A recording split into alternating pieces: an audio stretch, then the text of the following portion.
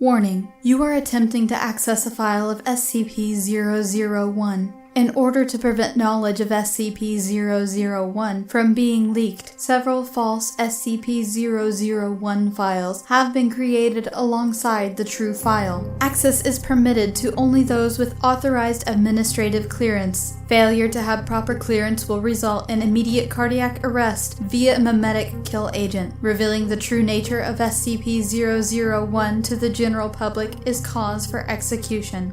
Memetic kill agent activated. Continued life signs have been confirmed. Now accessing a file of SCP-001. Codename Bright. The Factory.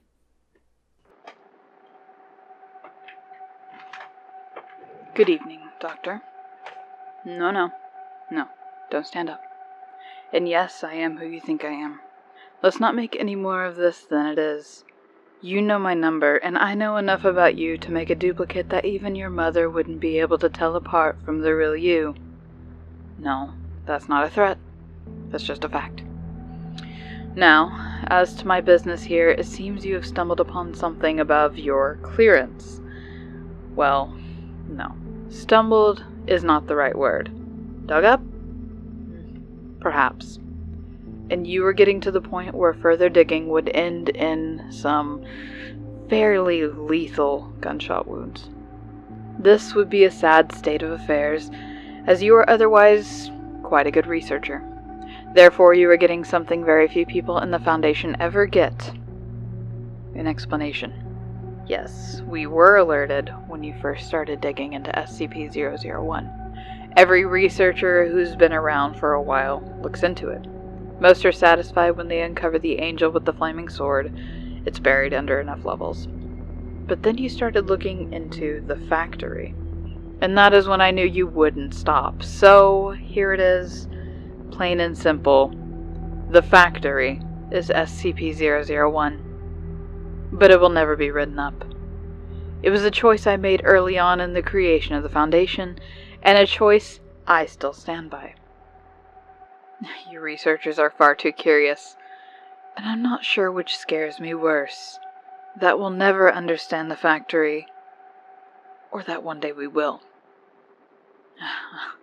Well, I'm sure you're eager to learn more. The factory was built in 1835. Back then it was known as the Anderson Factory, named after James Anderson, a rather well-to-do industrialist. It was built in, well, we'll just say America. It was the largest factory yet designed, a good mile across at its widest, 3 stories tall throughout, with a special 7-story tower by the front gate that Anderson lived in. It was designed to be the ultimate factory, capable of taking care of everything, including the housing of workers. People could be born, work, live, and die without ever leaving the confines of the factory. And work they did. On everything from cattle raising and slaughtering, to textiles, to everything else under the sun. Now, no one knows whether James Anderson was actually a Satan worshipper. It's just as likely that he followed some kind of pagan gods. What is known is that he was very exact in the building of his factory, and in the placement of his machinery within it. Survivors claim the floor was engraved with arcane symbols that were only visible whenever blood flowed across them. But then the survivors claimed a lot of things. What is known is that Anderson made his money on the blood and sweat, and sometimes body parts, of the lower class. His journals indicate he thought of them as less than human, being put on this earth only to serve his will. Of course, at that time, no one knew about his predilections, and so people flocked to the factory. A place to both work and live at the same time? Well, of course people wanted in. Never mind the harsh hours, working conditions, sadistic security force, and all the rest. Factory workers were forced to work 16-hour days, work only shutting down on Sundays, between sunrise and sunset. Workers were not given individual rooms, instead sharing rooms with 8 other people, sleeping in shifts of 3. Medical attention was unheard of. If you were injured in the course of your duties, which most people were, you were expected to just keep working. Anyone too injured to work was dragged off by the security never to be heard from again. For 40 years, the Anderson factory cranked out all sorts of things for people. Meat, clothes, weapons. Never mind that the beef might be mixed with human. Don't care that the weapons were forged in blood. No attention need be paid that the clothes were dyed with... well, you get the idea. Rumors leaked out, but the products were so good, why bother? Until someone got out. I never met the brave soul who managed to escape, but she managed to meet with President Grant, and in 1875, he enlisted my aid. At the time I was... well, it doesn't matter. We'll say I was military, kind of, and that my people were the same. 150 good men and some few women who were often given jobs that weren't supposed to be common knowledge. We've been cleaning out some Confederate holdouts and some of the worst things we found down south. So we did some research, didn't like what we saw, and went in, loaded for bear. I don't actually remember much about the night it all went down. Most of it blends together in my head. I get flashes, sometimes, of the people chained to the line, living next to dead, and damned hard to tell which was which. Children working underneath machines, the majority of the flesh scoured from their bones by the great wheels and cogs. And the other things... No, I'm alright. I haven't thought about that night for a very long time. The security force wasn't much of a problem, but then Anderson's creation showed up. He'd been taking the injured workers and, well, experimenting on them. Men, if you could call them men, with multiple arms sewn together, some of them combined with animals. Horrible monstrosities out of mankind's worst nightmares. They kept coming. Wave after wave of not quite living creatures. I lost a lot of good people that night. And then we found Anderson's breeding pits. Girls as young as 8, chained to the walls, forced to be nothing more than... I'm sorry. Even today, more than a century later, the memory makes me see red. When we finally found Anderson cowering in his office, we hung him from his tower window with his own entrails. As he died, he laughed, saying it didn't matter. We could kill him, but his factory, the factory, would go on. He was still laughing 24 hours later when we finally cut him down. Had him drawn and quartered, and then burned the remains. The entire time he uttered blasphemies that I don't like to think about. We spent a week cleaning that place out, freeing the workers, putting down the things we found in the basements and many lightless rooms. We pulled out things that were useful, stocked them in a house near the gate, tried to make sense of everything. 150 of us went into that hell pit that night, and only 93 came out. By the end of the week, we were down to 71. But the things we found in there, my God. Well, you've been with the Foundation a while. They wouldn't seem as amazing to you, but we found toy guns that shot real bullets, a yo-yo that would flay the skin from anyone it touched, hammers that only worked on human flesh, a breed of skeletal horse that ran faster than anything we'd ever seen, cloaks that seemed woven from the night itself and let men access a shadowy dimension that... Sorry, I get away from myself. We found tools, both wondrous and horrible, and we were faced with a choice. I gathered my highest ranking, well, we'll call them officers, to me, and we tried to figure out what we would do. They all had opinions. The chaplain, he had gone a little crazed. Thought all these objects must be miracles sent from God, holy relics to be worshipped. Marshall and his little toady Dawkins thought there was a fortune to be made here, making and selling these things to the highest bidder. The Injun we all called Bass, due to his deep speaking voice. He called these things an abomination and declared that we should hunt down and destroy everything we could find. And Smith thought we should take this stuff back to the president. The only one without an opinion was the old man, but he never said much of anything anyways. We argued for hours, days, trying to work it out. Me? I thought we were sitting on a gold mine, all right. But that we could use these things, these objects, to hunt down some of the scary things we'd run into down south, the other monsters this world has to offer, and use this factory for good, as a place to contain these things, find a way to make them work for our fellow man, or at least protect our fellow man from having to deal with them. I'm sure you can figure out what happened. The chaplain snuck away into the night with his devotees, taking a couple of small items with him. Marshall we kicked out when we found him, abusing his authority. He promised he'd get revenge, and that little Dawkins shit led the rest of the group off with some of the juicier items. Bass and his people tried to light the whole damn thing on fire, then just left when it didn't work. And Smith left to report back to the president. I did manage to get him to promise me he'd tell Grant the factory had been destroyed. I had big plans for that place. Of course, it was kinda hard to follow through on big plans when you only have 12 other people to work with, but it was a start. And it worked. For a while. We had these amazing toys, and finding people to work with us was easy. Back then, going off the grid was as simple as leaving town. We knew what we wanted. We knew what we could be. Leventhal set out getting us backing. A simple invention here, some well-invested money there. It all worked out. White and Jones set out getting us other backing. In our previous work, we'd found out some interesting things about people. Some secrets that powerful men didn't want getting out. And with our new position helping keep secrets, we got more people asking us to deal with their secrets. Blackmail is a dirty word, but it works. Bright, Argent, and Luminew got to work cataloging the items. Light and Bright's wife, the nurse, they made sure we kept ourselves healthy.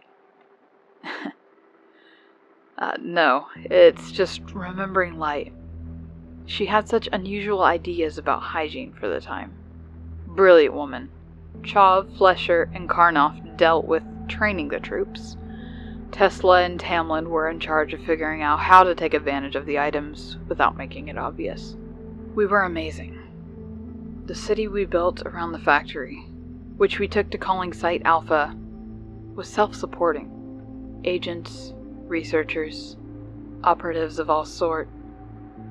Not by those names, of course, but those positions. We expanded. I'm sorry. I am an old woman. I know I do not look it, but the body lies. The mind doesn't always remember right. Sometimes I get lost in my memories. Things get confused. But the long and simple of it is this. We used the factory. It always seemed to have more empty rooms to store things in. Back then, that was the word for them. Things. No skips then, no. We thought we had the factory tamed.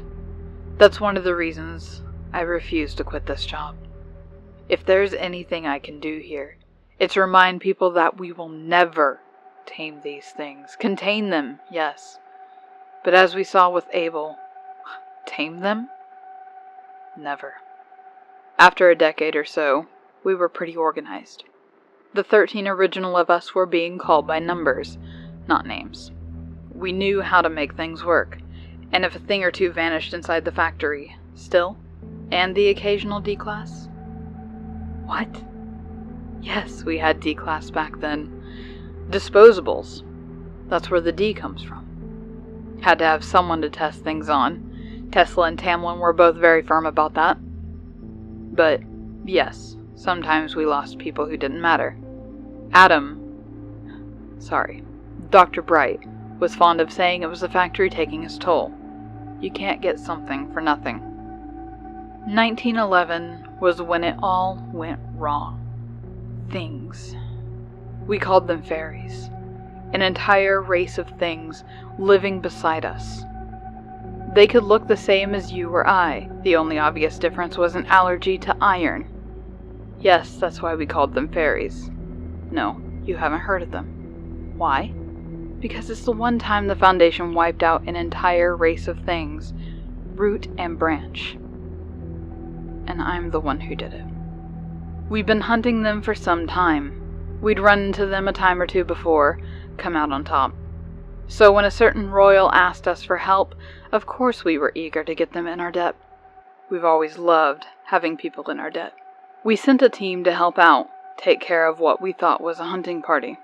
The next time we saw them, their heads were on poles, attached to the saddles of the creatures the fairies rode when they attacked the factory.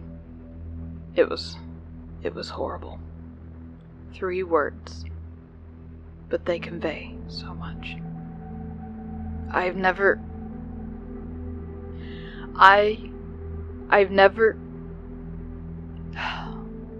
sorry. Please give me a moment. I've never told this part to anyone. You should consider yourself lucky. And if you ever tell anyone, any of what I am about to impart on you, I will not just kill you, but everyone who shares your DNA in the worst ways possible. You'll think Procedure 110 Montauk is a walk in the park compared to what I do to you. We lost. The things came, and they destroyed us. Rode over our emplacements, slaughtered our people, shrugged off our weapons like they were nothing. I watched my 13 go down left and right, just trying to hold the factory. And I, their leader, their friend, their mother figure, godmother to the Bright's 4 young children, confidant, sometimes lover, always the confessor. I ran like a scared little schoolgirl, deep into the dark guts of the factory. I was chased by the things, always just one step ahead. I could hear them behind me, feel their breath upon my neck. And I came to a door I'd never seen before. A bronze door covered in Arabic script of some sort. I've never been one for languages, especially not the curvy bullshit the muscle men use. But I didn't care. They were coming for me, and I threw the door open and dived through it. Everything inside was different. There was a feeling of peace, that nothing could hurt me here. The light was this dark red, but still felt right. My ears were filled with the steady thrumming of a gigantic heartbeat, and in front of me were the remains of Anderson. It spoke to me then, but I'll be damned if I could tell you exactly what it said. What it told me was more meaning than exact. It offered me hope. It told me that each of the things we had used from the factory, no matter what we did with them, fed it, helped it grow. But if the fairies took the factory, they would destroy it, and we couldn't have that. It offered me a deal. It could remove this event, make it have never happened.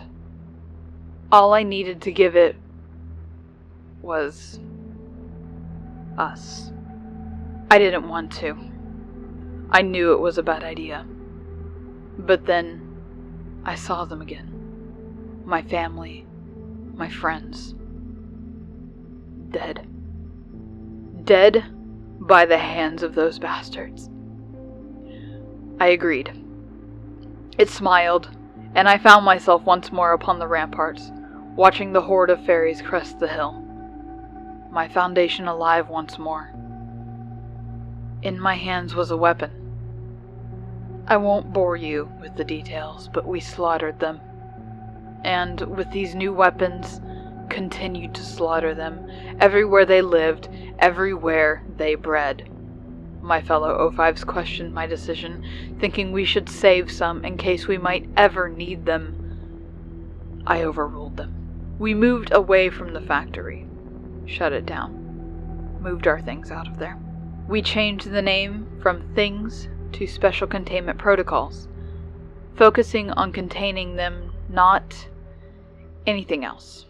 The others were curious, but understood I had my reasons. I boarded up the factory, locked it shut, buried it under a ton of rubble, saying it was too dangerous. I thought I'd gotten away with it, until I found a thing on my desk. One of the old toy guns that shot real bullets, and it had the factory label on it. I've sent people in from time to time to see what it might be doing. Last time I sent people in to look, there was nothing there. We keep finding factory items out there. I can't help but think of how many more we don't find. The people who use them and keep it hidden. I think back to the body telling me how each item used gave energy to the factory.